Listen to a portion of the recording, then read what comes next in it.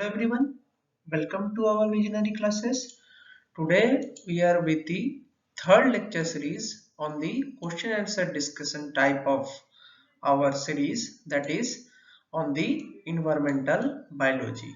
Okay, before I would like to start my lecture, I would like to request you to subscribe our channel and contact us for this latest study material on this number. Okay, and you can also join for the online classes.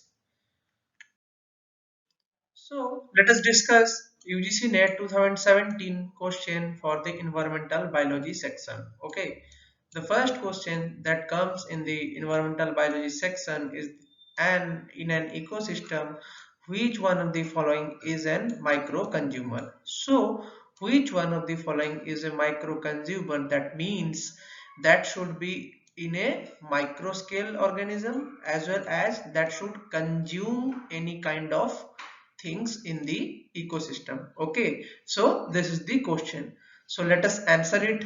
Okay, so in an ecosystem, a micro consumer is a saprophyte, because in questions you can see herbivore is a macro consumer, okay, as well as omnivore is also a macro consumer, but the carnivore is also the macro consumer, but we can see the answer is the saprotrophs. Okay, the saprotrophs are the microorganisms that can get its energy from the dead and decaying organic matter. Okay, so for example, fungi are the example along with bacteria and protozoa.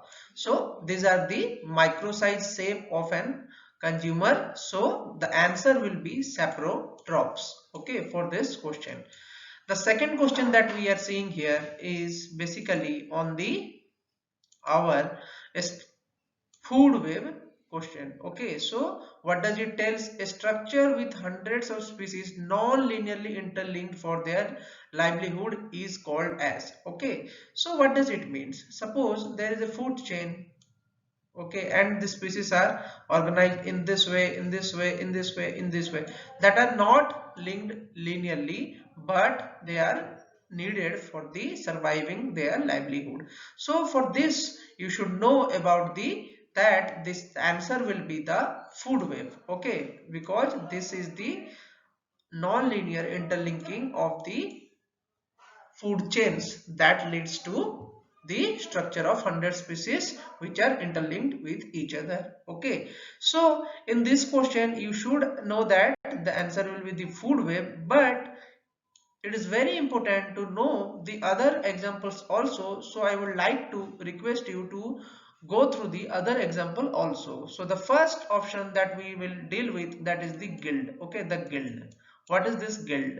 A group of species that exploits the same class of environment or resource in a similar way, but not necessarily closely related taxonomically. Okay, so a group of organism. Okay, so it is a group of organism or species that exploits the same class of environmental resource. Okay, so suppose in a guild we can take a example of different types of insects or different types of insects like species which are depending on the nectar of our plant species for their survival, although they are not closely related taxonomically, are a example of guild. Okay, so this is an example of guild where similar resource is being exploited by a group of or species. Okay, so this is the example of guild. Okay, so this is the guild. Now we also know that the pyramid of an ecosystem is mainly the graphical representation to show the biomass or the bioproductivity at each topic level in a given ecosystem. Okay, so this is the answer for the definition of pyramid. Okay, so this is the pyramid. We have three types of pyramid: biomass, energy, and number. Okay, so these are the types of pyramids we have in a ecosystem. Moving on to the next question, we can see here the question tells that the process of examination of a change in species diversity between the ecosystem is a measure of. Okay, so the answer will be the beta diversity. How should we know this kind of answer? Before attempting this question, you should remember what is alpha diversity, beta diversity, and gamma diversity. Alpha diversity tells about the average species diversity in a particular species or a habitat. Okay, it is a kind of a local measure, while the beta diversity is the ratio between the local as well as the alpha diversity. So in this question we can see there is a term that is called as between. Okay, so if we are seeing the change in the species diversity between the ecosystem, we should always go for the beta diversity, while the gamma diversity refers to the measure of overall number of species in an entire landscape. Okay, so this is the gamma diversity. While in the next question we can see the question is given that red tide is caused by. Okay, so before you should answer this question you should remember what is red tide. Okay, we should know that what is red tide and how it is being happened. Okay, so you can see the figure of the red tide. You can see here it is a kind of a red colored shoreline. Okay, this is the organism that is responsible for the red tide. Its name is dinoflagellates. Okay, so the what is red tide? Red tide is caused by the dinoflagellates, as we know. Okay, so what does it red tide means? Sometimes what happens, harmful algal bloom caused by certain kind of algae, okay, which are detrimental for the fishes and other aquatic life forms. Okay, because they release some kind of toxins that is very harmful for the fishes and other aquatic life forms. Okay, that leads to the formation of this kind of red tides. Okay, scientist also says that the million of these kind of microscopic algae growth or reproduction leads to the red shading of the near shore ocean. Okay, so this will be leading to the red tide phenomena. Okay, now if we like to answer the other kind of organisms that are written in this question, you should remember the diatoms. Okay, a diatoms is a single celled algae which has a cell wall of silica, that is SiO2. Many kind of planktonic species and extensive fossil deposits are found within them. Okay, while we should answer the Navicula. What is Navicula? Navicula is a kind of genus of a board shaped diamond algae. Okay, so this is a board shaped diamond algae which is a comprise of more than 1200 species around the world. So Navicula is a kind of a diatom. Moving on to the next question. The next question gives that the organism likely to be most similar to the first life form that evolved on the earth. Okay, so this is the question. You should remember that early life forms were formed in the reducing conditions where without any oxygen is present there. So what does I should answer about this, that organisms likely to most similar to the first life forms evolved on the earth. Okay, these are the methane producing bacteria. Okay, so in the reducing environment methane was highly concentrated during the early time of the formation of the earth. Okay, so that time the methane producing bacteria were mainly there, so this answer will be the methane producing bacteria. Also some evidences from the carbon isotope at that time also given the evidence of methane as ancient as 3.5 billion years old may have a biological origin. This is the statement given by the scientists. So this also confirms that there is a methane producing bacteria at the beginning of the earth's formation. So we should write this as a methane producing bacteria. Okay, now moving on to the next question. The next question tells us that the nitrogen fixation in a nature is not accomplished by.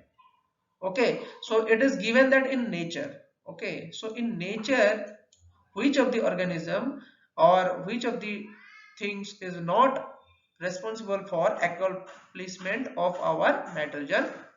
Okay, so this is the question. So before we should know this, we should answer the this question, that is that definitely will be the rotifiers, because as we can see the lightning also fix the nitrogen through our atmospheric discharge when lightning occurs. Okay, as we know in the nitrogen cycle, as well as the blue green algae is also responsible for the nitrogen fixation in the nature, while The bacteria in the roots in the nodules of the leguminous plant is also responsible for the growth of our nitrogen, okay, or the fixation of our nitrogen, okay.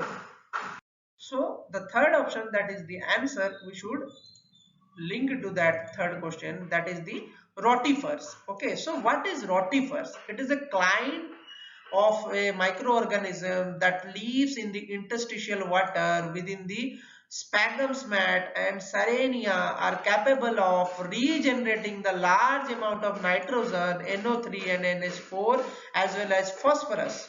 Okay, so this is the answer, because rotifers are present mainly in the peatlands. Okay, what does it peatlands means? It is a land that is full of decaying materials that are found due to the litter composition, as well as the other decaying material that is given by the animals in the environment. Okay, so this is the kind of peatland where these rotifers are found. Okay, it occurs there and it helps in regenerating the large amount of nitrogen, not directly from the nature. So this is the answer, that is the rotifier. So in the next question, we see that the result of a removal of primary producer and subsequent reduction in the population size leading to the change in the community attributes is referred to as. Okay, so this is the question. So the answer will be bottom up cascade, because you are removing the primary producers from the bottom. Okay, that leads to the reduction in the population size. If you remove the primary production, you are removing from the bottom. So this is the bottom up cascade feature. Okay, so let's move on to the definition of the other terms also. Okay, the other terms also tells that that is a top down cascade. Okay, the removal of the top consumers or the predator. Okay, so the top consumers is also called as the keystone species. Okay, the top consumers is also known as the keystone species, that if we'll remove from the top the predator that can alter the food web dynamics and thrives the primary producers as well as the primary consumers. Okay, so this type of feature will lead to top down cascade. Okay, now the second term that we seeing in the option is the population decline. So what is population decline? Population decline to extinct if the changing condition cause the death rate to exceeds the birth rate by a large enough margin. So population decline generally tells us that the difference between the birth rate and the death rate. Okay, so death rate, if death rate exceeds the birth rate, that means that the population is about to decline. Okay, so this is the concept. The third concept that we are seeing from the options is the community collapse. Okay, so ecological community collapse is also refers to a situation where an ecosystem suffers a drastic possible permanent reduction in the carrying capacity. Okay, so in the logistic growth model, we have seen that the carrying capacity is the highest point or the maximum possible point that up to which a number of organisms can be present in an ecosystem. The resource availability is defined by the carrying capacity. Okay, but if we decrease this carrying capacity, the whole community will get collapsed and it will die. So this is the community collapse answer. Okay, here I would like to show you the three types of cascade that is happening in an ecosystem.